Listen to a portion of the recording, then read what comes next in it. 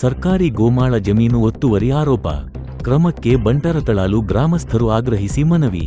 ಹೊಳೆನಸೀಪುರ ತಾಲೂಕಿನ ಹಳ್ಳಿಮೈಸೂರು ಹೋಬಳಿಯ ಬಂಟರತಳಾಲು ಗ್ರಾಮದ ಸರ್ವೆ ನಂಬರ್ 25ರಲ್ಲಿರುವ ಸುಮಾರು 86 ಎಕರೆ ಸರ್ಕಾರಿ ಗೋಮಾಳ ಜಮೀನನ್ನು ಕೆಲವರು ಅನಧಿಕೃತವಾಗಿ ಒತ್ತುವರಿ ಮಾಡಿಕೊಂಡಿದ್ದಾರೆ ಎಂದು ಆರೋಪಿಸಿ ಗ್ರಾಮಸ್ಥರು ಜಿಲ್ಲಾಡಳಿತಕ್ಕೆ ದೂರು ಸಲ್ಲಿಸಿ ತಕ್ಷಣ ಕ್ರಮ ಕೈಗೊಳ್ಳುವಂತೆ ಒತ್ತಾಯಿಸಿದರು.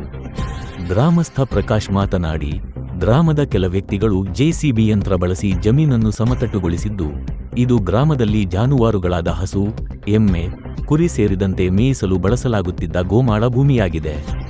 ಈ ಕುರಿತು ಪ್ರಶ್ನಿಸಲು ಹೋದ ಗ್ರಾಮಸ್ಥರಿಗೆ ದಬ್ಬಾಳಿಕೆ ನಡೆಸಿ ಜಮೀನಿನ ಮೇಲೆ ತಮ್ಮದೇ ಹಕ್ಕು ಇದೆ ಎಂದು ಹೇಳುತ್ತಿದ್ದಾರೆ ಎಂದರು. ಆದರೆ ಕಂದಾಯ ದಾಖಲೆಗಳ ಪ್ರಕಾರ ಸರ್ವೆ ನಂಬರ್ 25 ಸರ್ಕಾರಿ ಗೋಮಾಳ ಜಮೀನಾಗಿ ಪಹಣಿಯಲ್ಲಿ ದಾಖಲಾಗಿದ್ದು, ಖಾಸಗಿ ವ್ಯಕ್ತಿಗಳಿಗೆ ಯಾವುದೇ ಹಕ್ಕು ಇಲ್ಲ ಎಂದು ಹೇಳಿದರು. ಈ ಸಂಬಂಧ ಈ ಹಿಂದೆಯೇ ತಹಶೀಲ್ದಾರ್ ಅವರಿಗೆ ಲಿಖಿತ ದೂರು ಸಲ್ಲಿಸಿದ್ದರೂ ಇದುವರೆಗೆ ಯಾವುದೇ ಪರಿಣಾಮಕಾರಿ ಕ್ರಮ ಕೈಗೊಳ್ಳಲಾಗಿಲ್ಲ ಎಂದು ಅಸಮಾಧಾನ ವ್ಯಕ್ತಪಡಿಸಿರುವ ಗ್ರಾಮಸ್ಥರು, ಜಿಲ್ಲಾಡಳಿತ ಹಾಗೂ ಕಂದಾಯ ಇಲಾಖೆ ಅಧಿಕಾರಿಗಳು ಸ್ಥಳ ಪರಿಶೀಲನೆ ನಡೆಸಿ ಗೋಮಾಳ ಜಮೀನಿನ ಒತ್ತುವರಿಯನ್ನು ತೆರವುಗೊಳಿಸಿ ಗ್ರಾಮಸ್ಥರಿಗೆ ನ್ಯಾಯ ಒದಗಿಸಬೇಕೆಂದು ಆಗ್ರಹಿಸಿದರು.